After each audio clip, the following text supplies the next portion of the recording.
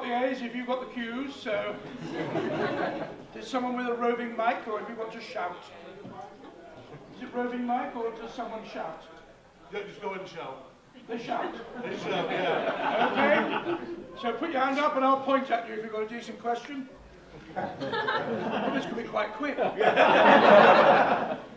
did you have for breakfast this morning? What did I have for breakfast? And what do you usually have for breakfast?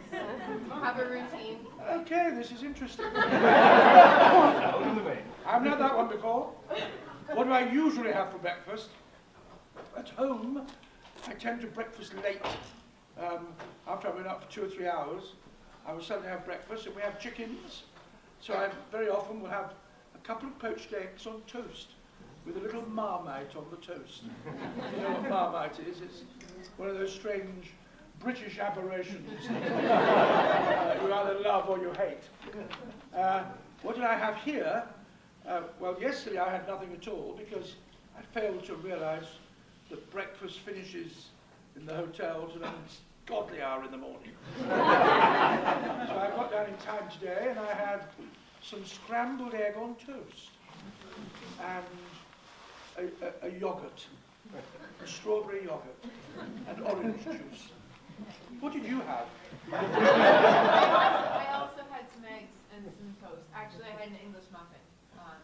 Do they call them English muffins where you are? Are they really muffins? They call them inedible where I am. There's absolutely nothing on display in the bread department that you would see in an English hotel under any name. And ordinary bread, heaven help us. What's this whipped butter nonsense? Why do you have to whip it? Is it misbehaved? What's wrong with butter? All I want is butter. A little bit of butter for my bread, as the king says. And you have to have whipped butter. Do you like it? Does anybody like it? Weird, isn't it? We do have some culinary aberrations over here. I'm sure if you come to England, you'll say the same about us. It's all about what you're used to, but whipped butter, no, thank you. Because I can't eat cheese, I'm allergic to it, trying to find anything that doesn't have cheese in it over here. You're obsessed with cheese. What is it with you? Anybody else not like cheese?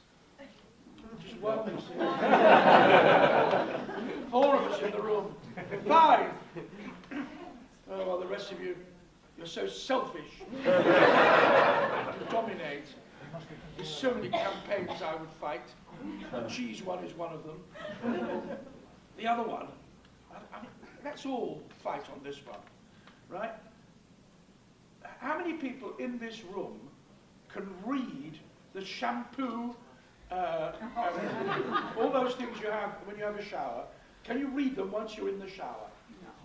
No, because most of us wear glasses. And then they have the name of the manufacturer and everything else, and in very small letters, is shampoo, conditioner, body wash. So you have to put your glasses on. You've got no clothes on.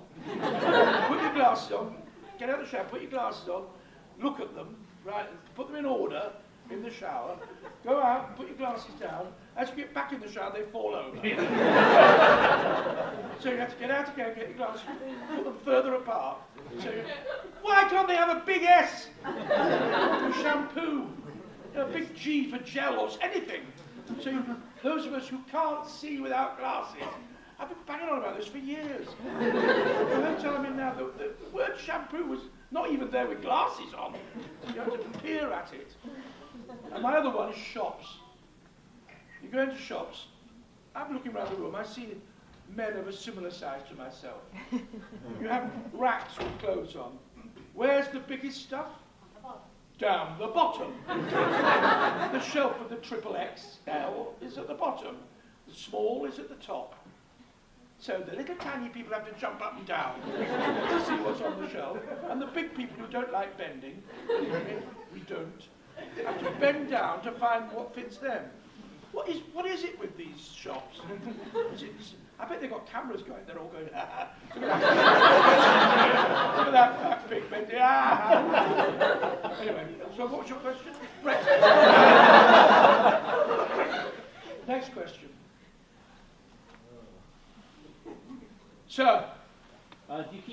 with all the Doctor Who's from the original series? The Doctors Who. Like Colin Baker? I've got to correct you, the character isn't Doctor Who, you know. Okay. It's the Doctor. So it's all the doctors. Okay. But I'll let you off that. Yeah, we do pretty much. Tom is a bit elusive. Peter and Sylvester and I chat on the internet, and we meet at conventions. And Paul. Who else is left? The new boys. Well, Peter talks to David Tennant a bit. Mainly because David's married to his daughter. I've got 4 daughters. I think Matt Smith is very rude. He hasn't turned up once at the door. So Peter, Sylvester and Paul are the ones I see quite a bit of. And we tend to say, I've been invited to help you. Yeah, well, you know. And then we did the, do you know about the 5-ish Doctors? Yeah! Because Peter had this idea, because we had been talking to each other and discovered that the likelihood was we weren't going to be invited to be in the 50th anniversary. So Peter had the brilliant idea of doing his own film with all of us in. It was going to be 5 of us.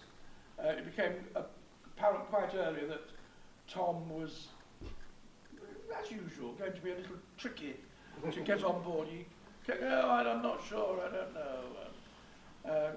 And as you know, in the 5 Doctors on television, they had to use a waxwork dummy of him in the end. Because he quite likes being the Doctor, not one of many Doctors. Fair enough, each to his own. And then Paul was on board, but started to get elusive as well. We discovered later that he'd been offered that Regeneration scene that you've probably seen that he never had. But he was asked not to say anything. So bless him, he was really uncomfortable about saying, yes, you do the 5 Doctors, because it wasn't ish then, it was 5 Doctors. And then kind of only being in a bit of it, because he'd started filming when they asked him to do the Regeneration. So basically it was Peter and Sylvester and I, with a bit of Paul, and someone doing Tom's voice again. That's where the 5-ish name came into it. But we had great fun doing it. It was wonderful to do. So yeah, we are in communication, like a kind of union. To make sure none of us is doing better than the other. Or worse. Yes. And we do stick together if, it's like the 3 Musketeers. All for one and one for all. Very good. Thank you. So, with I'm the just wondering, follow that, do you ever keep in touch with the masters, the people who played the masters? Well, Anthony End is dead, of course, and he was my master. So I certainly haven't got a Ouija board or anything. Might be a little inappropriate. And I see occasionally who played the master before? Beavers. What's his first name? Jeffrey Beavers. Thank you. I see Jeffrey Beavers at conventions. I've done a couple of conventions with Derek Jacobi, who I think is a wonderful actor, who briefly played the master.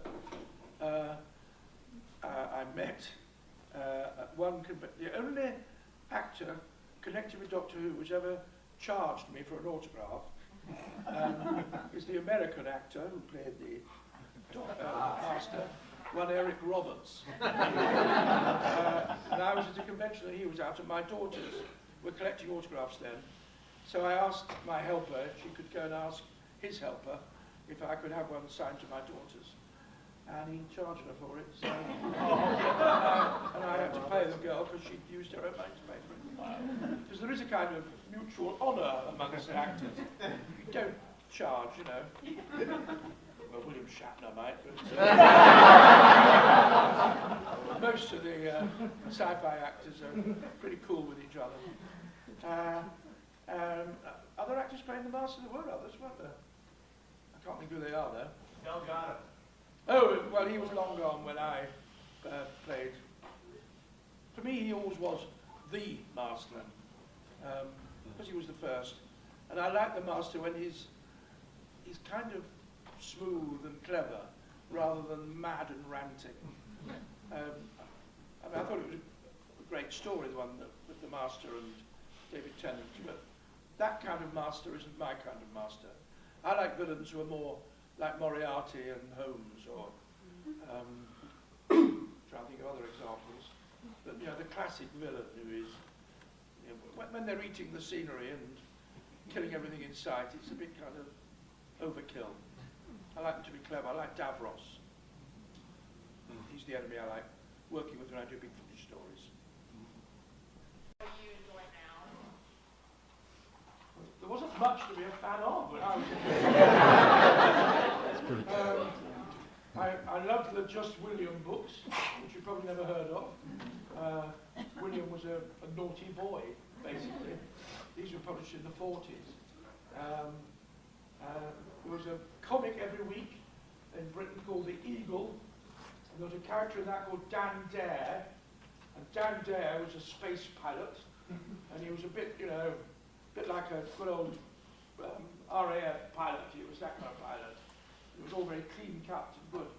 And I used to get that comic each week, even though there was lots of different stories inside the comic, graphic novel-ish sort of stuff. And there was a thing called the 3 J's, 3 boys called John, who were good chaps. You know, they were the heroes. They played sport, and they weren't swats. They weren't, you know, didn't wear glasses. They were good, tough boys. And there was a swat, a weed in the class who read books. And his name was Colin Baker. So I was at school when everybody read The Eagle, and when everybody thought Colin Baker was an oik. He was a weed, I don't know what the right word is for America, but someone who, you know, all the other big, strong boys looked down on and bit round the ear. Nerd. I was the nerd. So you learn to cope with that. And as I got older, because the whole kind of geeky, nerdy fandom thing, I was an adult when all that started. And I got, books were my thing. I read all the Asimov books, you know, the Foundation books, thought they were brilliant. All the Frank Herbert Dune stuff I read, I thought it was brilliant. Anne McCaffrey, Ursula Le Guin, all those were authors that, you know, when I was young, as they came out, I got the next book. So I've always read sci-fi and fantasy and loved it. In terms of television, I didn't get fanish about anything much until much later. I mean, the first thing I ever was really obsessed with watching was probably Twin Peaks. And what I liked about it was I've got a clue what's going on. I know that some people have an attitude about Doctor Who. They say to me, amazingly, they prefer old Who to new Who, because they always knew what was going on in old Who. Yeah. Well, I like New Who because you don't know what's going on. I like it because it doesn't pretend to be sensible, logical, linear, anything. It's kind of random. And when things are random, you can come across all sorts of random delights, which are denied you when you think logically in a linear way. So I love all and I love the fact that the monsters are getting, you know, the idea of the adipose. I wish mine would go away. They've been hanging around for far too long. Off you go. And the Celine, you know, monsters that fart. Wonderful. Brilliant, isn't it? You wouldn't have had that in my day. Yes? So, you know, Doctor Who has this just huge, long legacy, and what's it been like being a part of that, being a part of this huge, long fandom that spans generations, and as the show goes back and forth between creative directors and things like that? Yeah, it's interesting. About the only thing, because when John Nathan Turner rang me up and asked me to come and see him, and said he wanted me to play the part, and that's how it happened. I was very lucky, I didn't have to audition for it. He had to take me upstairs to meet the head of series and serials, the BBC, who was, when I came into his office, was watching television, and he was watching cricket. And I'd just been listening to the same cricket match on the radio, so we talked about cricket for half an hour, much to the amazement of John Nathan Turner, who was as remote from cricket as I am from paragliding. And at the end he said, you do realise that this means that you're going to be saddled with the Doctor Who around your neck for the rest of your life. And you have to go to all these conventions, and thousands of people will want your autograph, and you won't ever have a moment where you can be anonymous ever again. I thought, yeah, that sounds good. And I said, yes, I can handle that. And I said yes to the part. I was immediately taken off to Florida, to a convention in Miami. I hadn't seen a script, didn't know what the costume was, never done anything. I just accepted the role. And the convention was 10,000 people wanting to meet the new Doctor. And I realised immediately that I caught a tiger by the tail. And it's very nice. It's, you know, yes, I've been on the receiving end of that for 30 years. It dipped a bit during the hiatus. I mean, I could certainly walk around a town without being bothered. You know, the dog person might say, hello, Doctor, in a friendly way. But it's increased again since the programme's come back. And if you think of any other job, what do you do? I'm a certified nurse's assistant at a hospital. Right. Nurse's assistant in a hospital. You're walking down the street here in Bangor, Maine, and someone says, were you the nurse in the hospital in 1983? Yeah. What, the one who looked after me when I had my bad leg? Yeah. Oh man, that's brilliant. Could you sign this autograph for me? That should happen, but it doesn't. Appearing on television gets you that. So I know how lucky I am that there are enough people out there who care. I mean, I can, as has happened on a couple of conventions I've been to, one in Australia, when I arrived at the airport and realised I hadn't got a clue where I was going. Because there's always someone there with Colin Baker at the airport, and you go with him, he takes you in a car.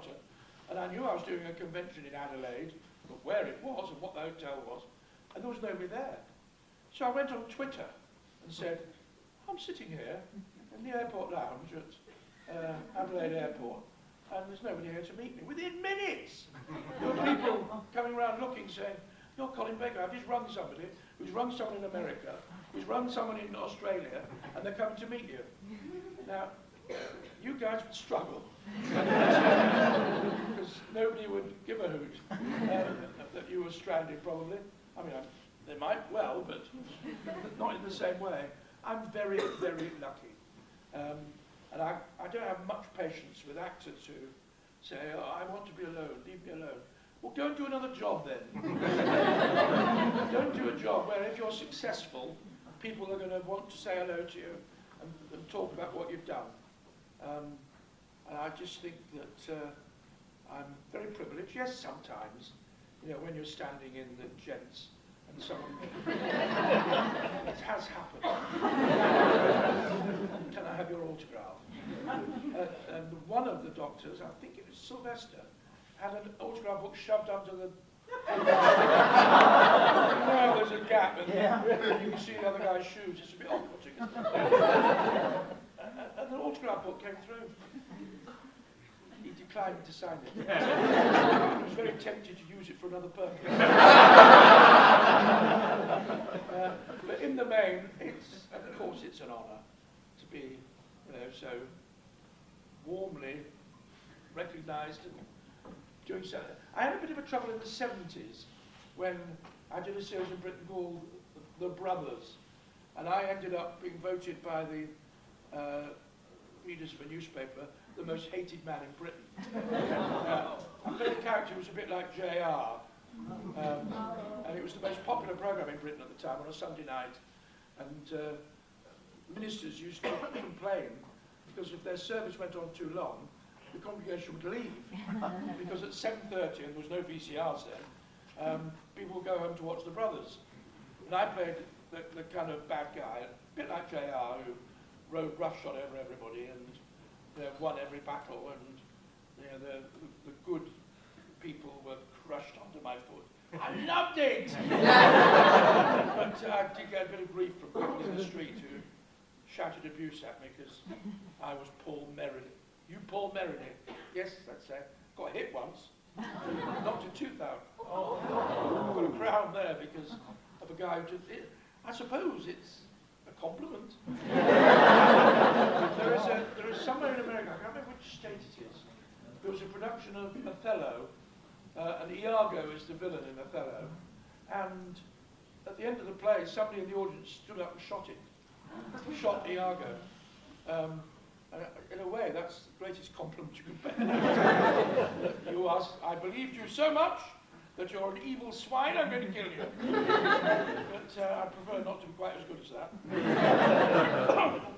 So, despite the scarf. You were the first Doctor to have previously been on Doctor Who before. That's true. And sitting in the new series where Peter Capaldi has also been on the show before, do you know anything about, or can you say anything about, the new theory that there's something going on and it's going to explain why the Doctor has taken other faces, even though my Doctor was conveniently yelling at Romana for doing the same thing? Yeah, it doesn't bother me that much, is the answer. Because as actors, in any series you watch, you'll see the same actors coming up 3 years later playing a different character. That's what actors do. It's only once you get to the refined world of Doctor Who and continuity. And I've met many people who look a bit like me over the years, and I think most of you will. There'll be somebody who comes along, you think, ooh, a bit like looking in the mirror. And I suppose if they wanted to, they could do a discovery that Maxwell and the Sixth Doctor was separated at birth or something.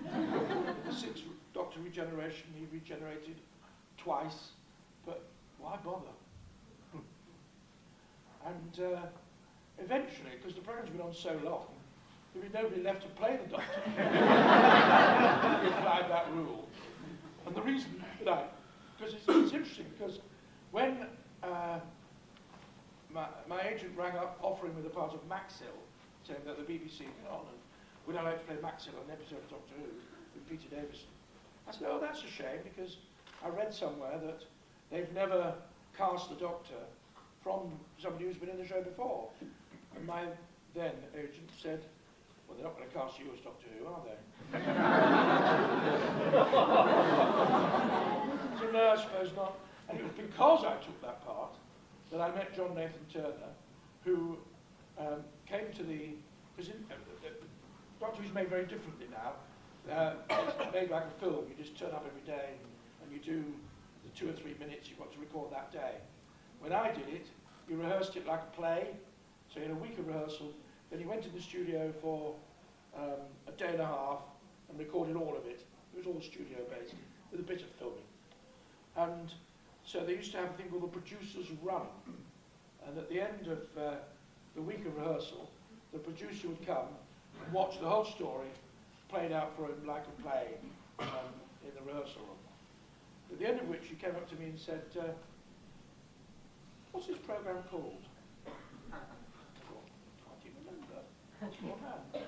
I said, it's called Doctor Who. He said, not Maxwell then. I said, no, it should be. I said, yes, you're playing it a bit as if you think it's about Maxwell.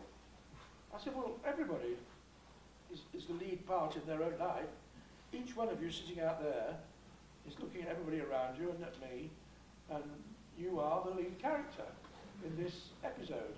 I am just passing through your life, and your life. And I'll be gone soon, but you're still there, and the bit parts are all around you. And that's what Maxwell feels. This Doctor is an irritant to be disposed of. And I'm just doing my job, Gov. He said, yes, but could you leave a bit of space space in the camera for Peter. I said, oh, all right. I did a bit less than I was doing. But we laughed about it. He said, it's the most arch performance I've ever seen. I'm going to call you Archie. He called me Archie while we were filming it. And we got on really well and laughed, and he was saying it in a nice way, in a humorous way. And we shared a sense of humour, and the programme finished. I went to a wedding a few weeks later, and he was there as well. It was something we both knew. And we carried on, and we had a lot of fun. And it was a couple of days after that that Peter said he was leaving. And John says, very kindly, he immediately thought I was his person to take over from Peter. So if I hadn't played the small part, I wouldn't have played the Doctor. So that kind of turned the... And the flattering thing is, of course, that the people running Doctor Who are aware, or were aware then, that nobody who'd been in the show before had ever been asked to play the Doctor. And the fact that he was prepared to break with that tradition to have me is kind of nice. I was very flattered. And funnily enough, my first day in the studio, people were saying, were you very nervous? It was the least nervous I've ever been in my acting life because of the confidence of the people around me that I was the man to do it. And I just enjoyed myself so much, in the right way, you know. Because people say, you know, you look as if you're enjoying yourself. I'm not sure that's good. You shouldn't look as if you're enjoying yourself. Because, you know, playing any lead part in a television series is hard work. But it's hard work you enjoy. You know, like maybe you enjoy looking after the people you look after. You know, there is a job satisfaction as well as the hard work.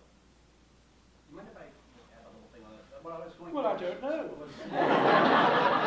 What are you going to add? Was as Tom Baker was also in one of the series as maybe not the Doctor or something else. I was wondering if because of the storyline of how You you mean in take that? the face, are you planning? Are you hoping that you can get back in like for some of the story of why he'd taken their face before? Is what I was trying to go for. I don't think it's important. Okay. And I did think that appearance of Tom Baker in the anniversary special was odd. Who was he? Was he the Doctor? And in that case, why is he pretending to be, what is it, the archivist? The curator. The curator, what? The curator. The curator. Yeah, it was kind of a bit of a bolt-on thing that when a thing is done for the fans, I think they forget that the other 85, 90% of the millions who watch are people who just quite like it. And they would be baffled by that, I thought. And, you know, I thought there's a kind of, I mean, maybe I'm jealous because, you know, the whole Tom factor, he played it for 7 years, and for many people he played it when it was at its zenith, the programme. So for many people he's the Doctor. And they kind of put him in for that reason, and it was almost like, you know, parading him. I'm sure he did it willingly, of course he did. But I just thought watching it, it jerked me out of the story. And I was thinking, oh good, they've got, well, odd, they've got Tom Baker in it. Instead of thinking, well, what is happening in this story, and believing in, you know, Matt and David and what was going on. And there was so much that was good about it. For me, it was a shame. But there you go. There's a girl in the dog has been holding her hand up a long time. Little dog back there. Little Dalek!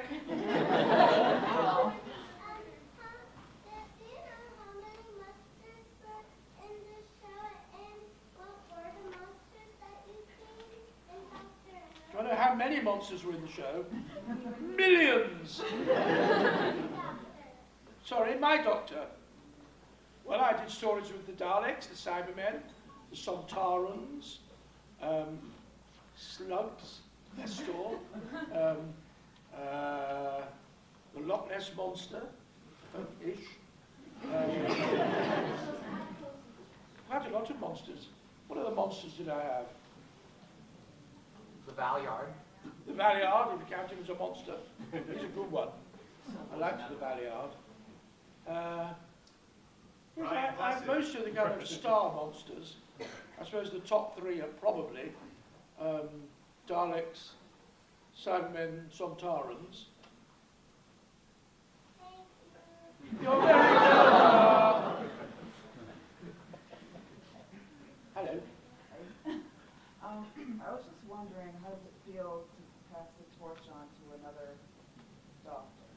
Like, The passing of the torch, I think it's interesting hearing other doctors talking about that.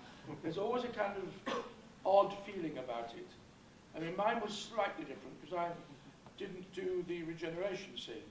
I was a little cross with the BBC. yeah. And I mean, it's a long story, but basically, they asked me to commit kind of 10 months ahead to a week's work the following year.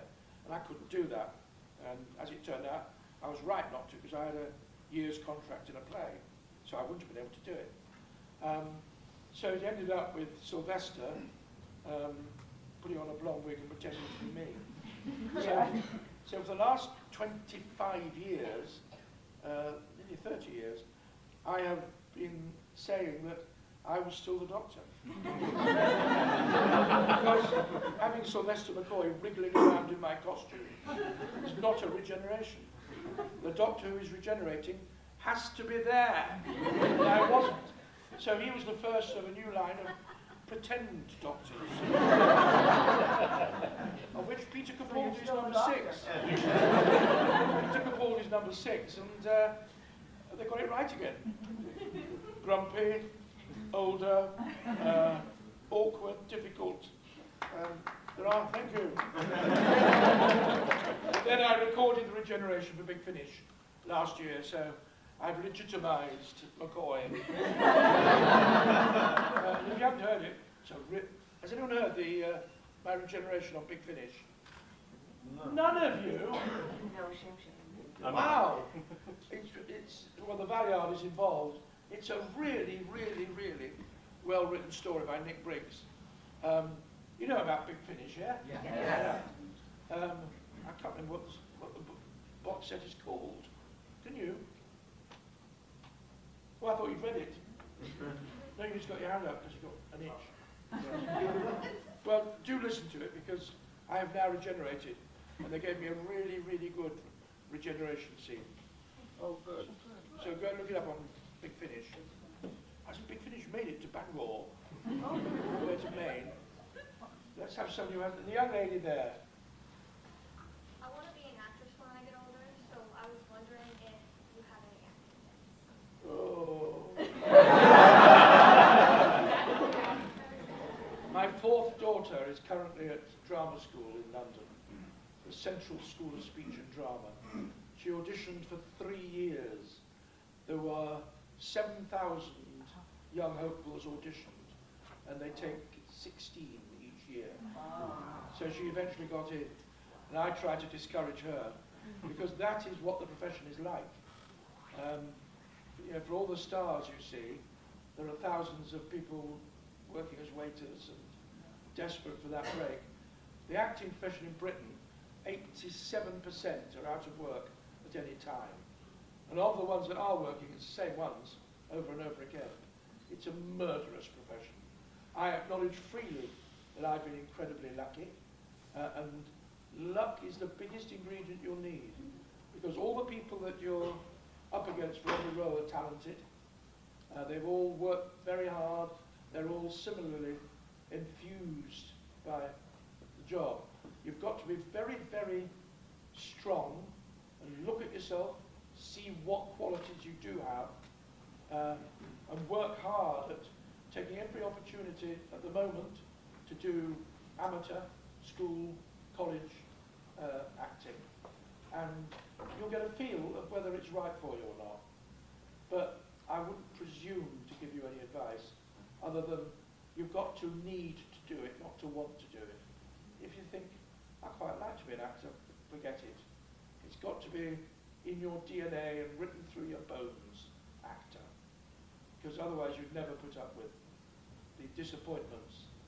And my heart aches for my daughter, because I think she's talented. I've seen her do stuff. You know, she played when she was far too young, the Shirley MacLaine part in Sweet Charity, in her local drama group. She was wonderful in it. But there are hundreds of other girls who would also be wonderful. And well, we'll wait and see. She's got 2 more years to do at drama school and see what happens. But there are hundreds of drama schools too. It's a job that obviously people want to do. You know, the arts is something that if you have any kind of talent for, it's something that you want to do. But wanting is not enough. You've got a need. You need to do it. Right? Well, good luck. How old are you now? 15. I'm going to be 16. Well, you've got 2 or 3 years to do as much as you can without pressure, because there's no pressure yet. And when you get to 18, then you'll know what you want to do. But there's no rhyme or reason in it. It's not about being handsome or beautiful or tall or short. You know, there are all sorts of people out there who've become stars who the people around them probably thought they would never even get a job. That's where luck comes into it. And the 2 big jobs I've had in my life, one was The Brothers I mentioned, and that came about because the producer I'd worked with before, and he knew that I'd trained as a lawyer before I was an actor, and there was a part that required the character to say a lot of law business speak, and he knew I could do it. So he rang me up and said, there's a small part going. Would you do it as a favour to me? And I said yes, and I played this small part for 2 episodes, and then somebody else left the series. They wrote my character up, and it became the dominant character in the programme. And I got 3 years really good work out of it. And then years later, I've told you the story of how I got Doctor Who by accepting a part that I thought would stop me getting Doctor Who. So that's luck. And talk to any successful actor, and if they're honest, not all of them are, they will tell you the moment where the scales went, you lucky boy. You know, someone resigns from a job, someone leaves, someone becomes a director who likes you, someone gets in a position of power who likes you, and that's when you get the work. And then you've got to be able to do it. And if you can do it, you hang on. Good luck. Sir? I was just wondering, going actually to Big Finish, I was wondering how different it was, sort of like the atmosphere of doing the old show and then doing Big Finish now, returning to it. Yeah, is there any water anywhere? I can find some. Thank you. I thought there might be one up here. Yeah, good. I'm not sure where to go. Water. Where's the Higgs? Bring me water! I'm the head of Alfredo Garcia. Somebody else's is okay, but you know what I mean. Well, you might have the antibodies that are bad for me. You said bring your water. Yeah, you did. And I hoist by my own petard. Make sure it's not from ours. To answer your question, it was interesting, because when Big Finish came along and said, you know, do you fancy carrying on doing some more Doctor Who? I think Peter and Sylvester and I all went, yeah. And then you go to the studio, and the first one we did, we were all together. And we found it was just like putting on a comfortable old pair of shoes. It was, thank you very much. You're welcome. I like you. Everyone, give this man all your money on the way out. I'm going out that way. Yeah, we all said, because you think, well, I remember what I did and how I did it, and you do it. And it was interesting because I was taking over from the point I left off, as it were, with my stories, because the first few I did were with Penny. And since then I've had other companions, and the Sixth Doctor has developed along the way into what I wanted the Sixth Doctor to be when I stopped playing the Sixth Doctor. And I had to do a story year before last with myself, the 2 versions of the Sixth Doctor, a post-Regeneration one and the evolved one from Big Finish. And I don't know how, but I was able to do it. And when listening to it, I could tell the difference, and so could other people. And I'm quite proud of that. And it means that, you know, the doctorness is kind of in there somewhere. And I'm doing a Doctor Who story. I'll get back on Monday, and Tuesday, Wednesday, I'm in the studio doing another big finish with Miranda Raisin, who's my new audio companion. I haven't read the story yet, I've got to read it. But yeah, it's kind of there. Well, I played the part for 3 years, I hope to know what it's about.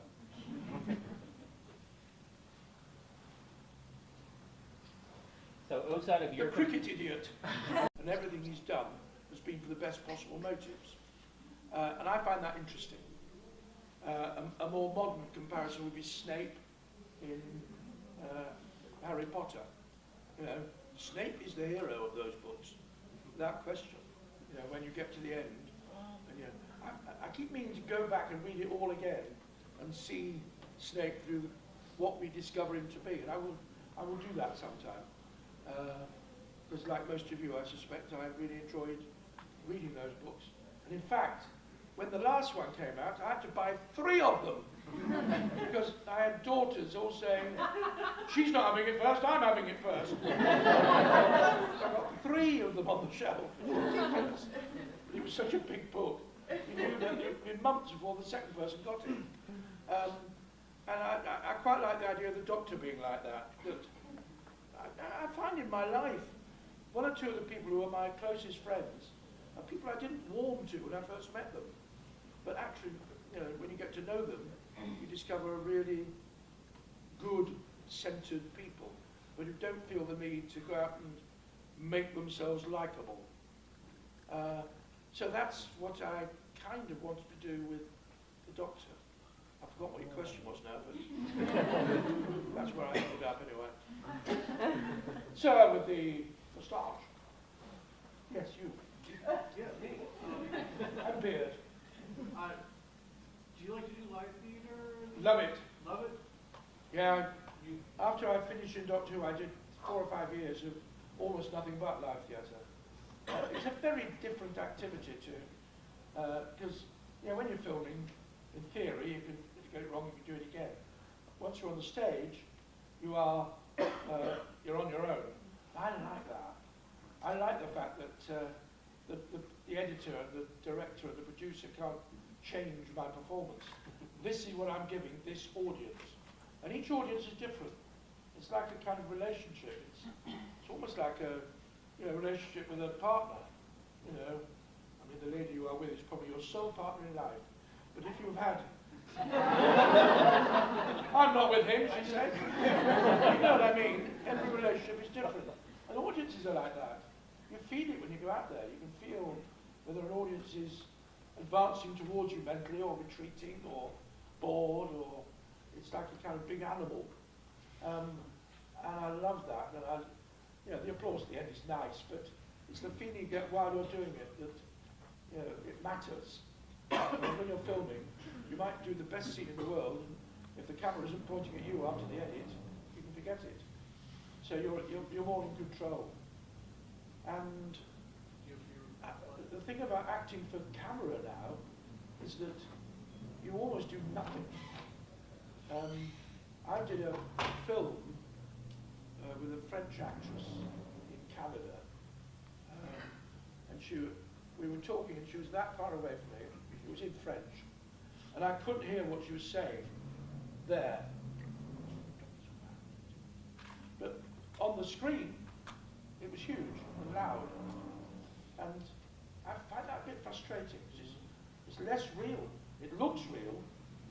The camera makes it look real, but on the stage, you've got to do the opposite. You've got to be so much bigger, and yet to the audience, it's got to look real, and that's a fascinating challenge. I like it. Oh, I mentioned earlier the play where I was playing 7 different parts. I'm easily bored. And after I've been doing a play for a few weeks, it becomes a bit like, shelling peas. So when you've got the challenge of quick changes and playing different characters, I like all that. Thank you. Young lady on the front row. Yeah. Do you remember your last words as an author? Do I? Was it? Do you know what they are? It is. Carrot juice, carrot juice, carrot juice. It's interesting that the foodstuffs that get mentioned in Doctor Who. My doctor was, Mel, was trying to show me to drink carrot juice, which I, Colin Baker, love. I absolutely adore carrot juice. It's one of my favourite drinks. And yet the thing not my doctor, but other doctors dish out are those horrible, chewy, nasty jelly babies. Which taste like industrial car tires. Flavoured slightly. But carrot juice, yes, it's an odd final line, isn't it? But we didn't know it was the final line at the time. Somebody down there, yes, sir. So what did you know about during the time that they started doing the hiatus and all that? I mean, was it just as confusing for you as it was for the audience? Do you mean the hiatus or the... When your last line that you didn't know was going to be your last line was kind of done. Ah, right, that.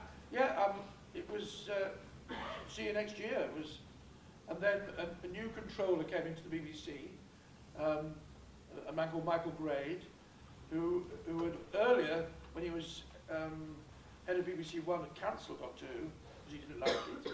And he came in again, and he called John Nathan Turner to his office, and said, it's time to change doctors.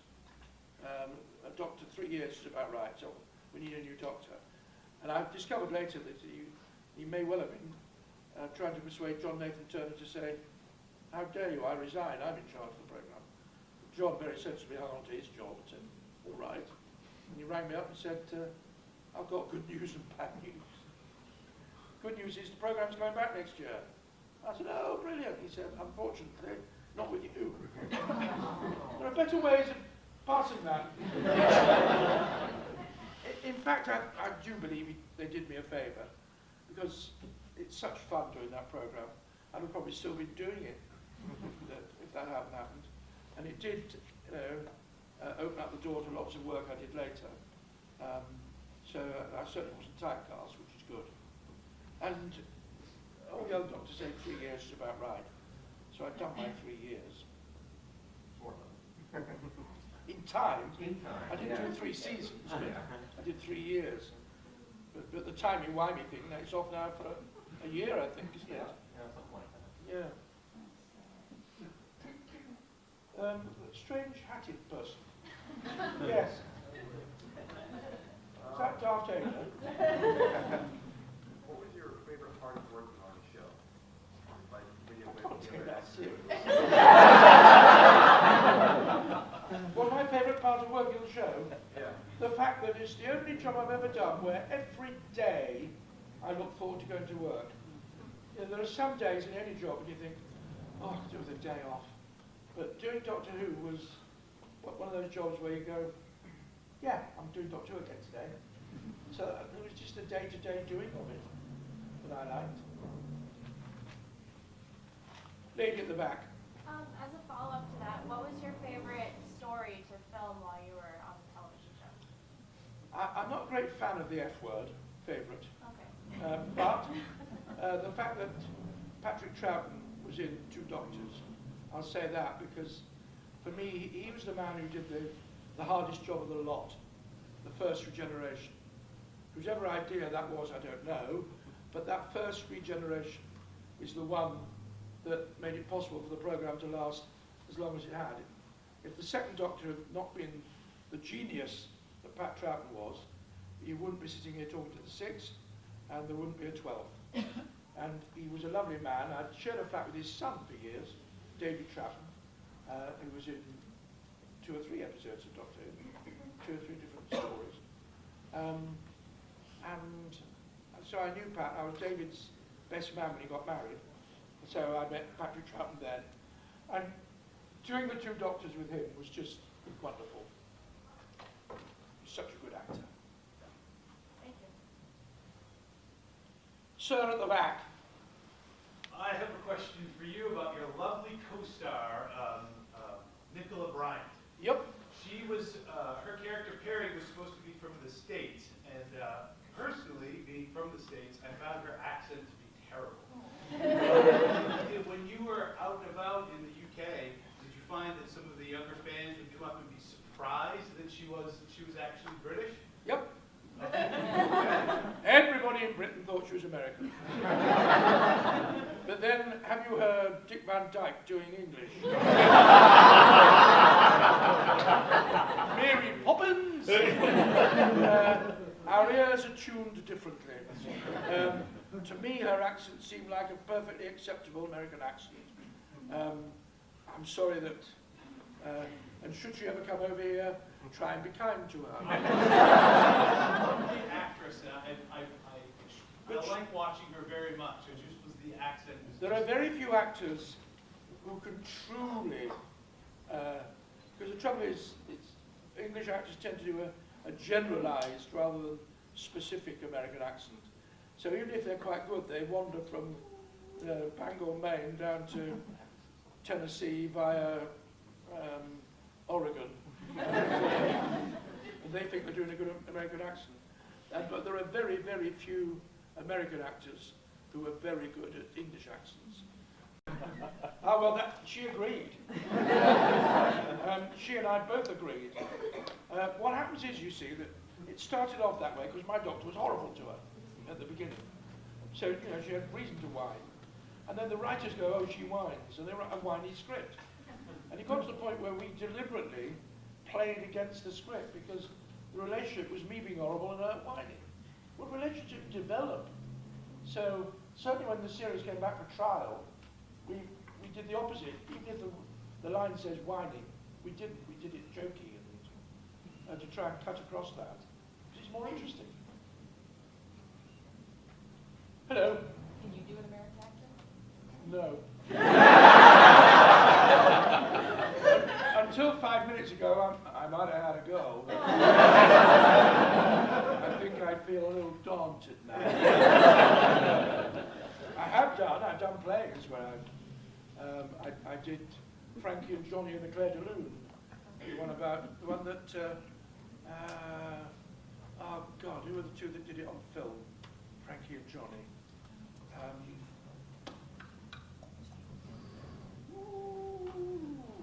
Michelle Pfeiffer and Yes, Michelle Pfeiffer and the guy who isn't Robert De Niro, the other one. Al Pacino, thank you. Al Pacino and Michelle Pfeiffer did it on film. I did it on the stage in Britain. And the people in England accepted my American accent. And the Americans who I met were polite. Great play. We all ask our questions in terrible British accents. What are you doing? What are you saying, honey?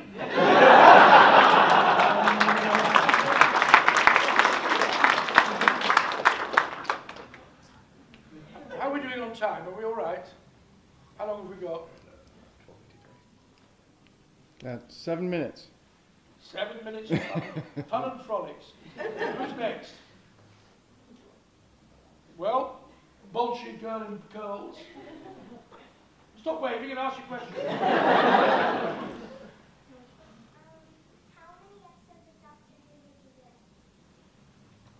Somebody's know the answer to that? Sorry. How many episodes did I do? I don't know. I simply don't know. I'm sorry. I can answer kind of character stuff, but numbers, really, I don't know. 3, 4? Something like that. The young lady who's not with the man whose arm is around her. Is there a particular show that you did that is just really dear to your heart? That when you think about them, you're just like, oh, that one was just so good. I just love that one so much. I would say favorite, I don't like that. There was a play called Privates on Parade I did. And when I say why I liked it, you'll get an idea that it ties in with my propensity to get bored easily. It was a play about entertaining the troops in Korea in the 50s. And I played Captain Terry Dennis, who was a female impersonator. So I got to play Marlene Dietrich, who's the one with the fruit on her head?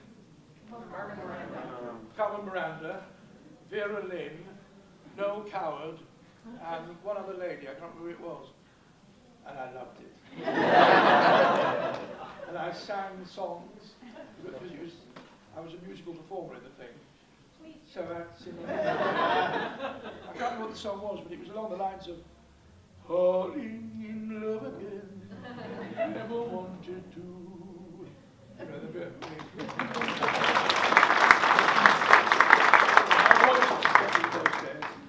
And that was, funny enough, it was a very, it wasn't a lavish production at all. It was a kind of what you might call a third-rate tour. But I just loved doing it. And it was a very emotional piece. There was lots of, because people were being killed, and I loved it. So, the scarf. Very offensive scarf. Apologies. Mark Gatiss did some work with you doing Probe. Is there any reason why that never actually reached any sort of fruition? It was effectively the precursor for Torchwood. What, do you know why you just didn't follow through?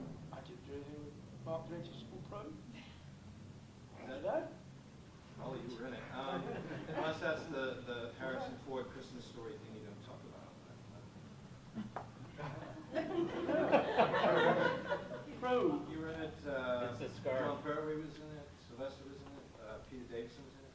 Oh, that wasn't anything to do with, that was the thing Bill Baggs did. Was it Bill? Okay.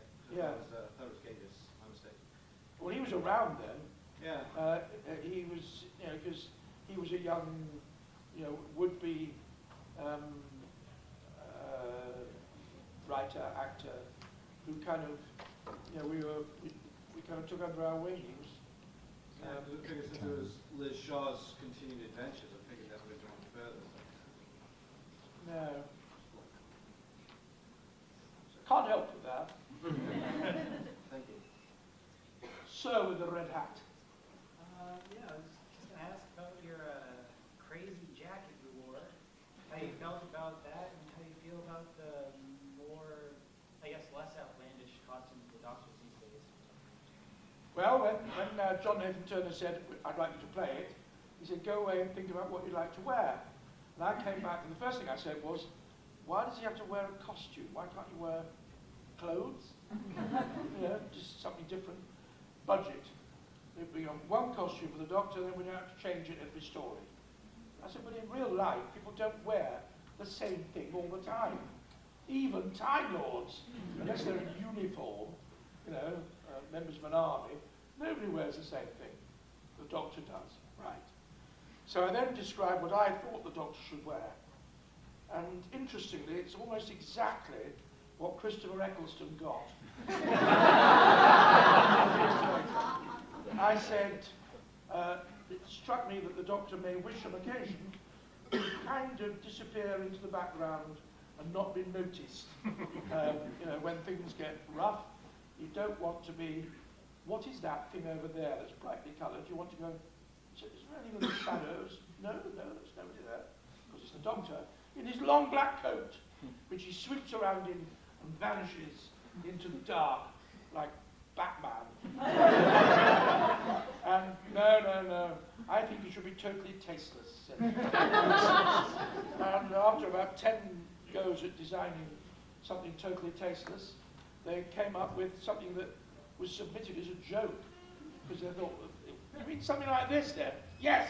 That's what I had to wear. So I was lumbered.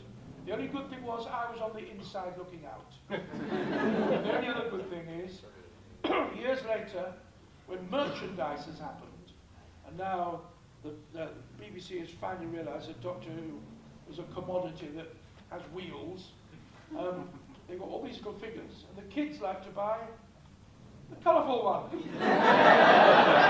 So the little 6 doctors sell more than any other doctor.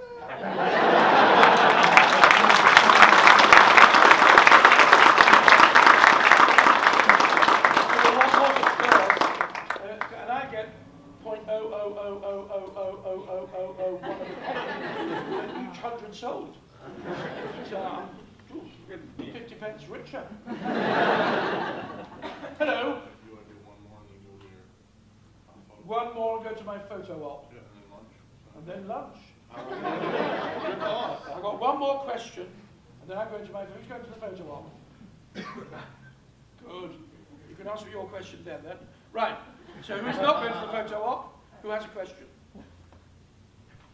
Oh, decisions. Right. 1, 2, or 3? 2. 3. 2.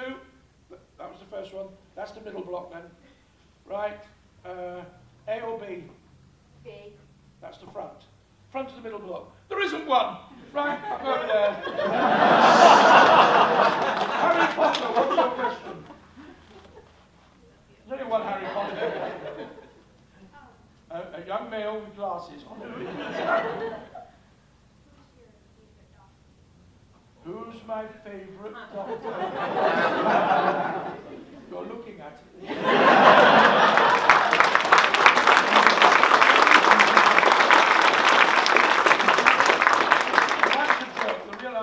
Trout. For the reason I gave you earlier. Without him, there wouldn't be any other doctors. So I raise my glass. Patrick Trout.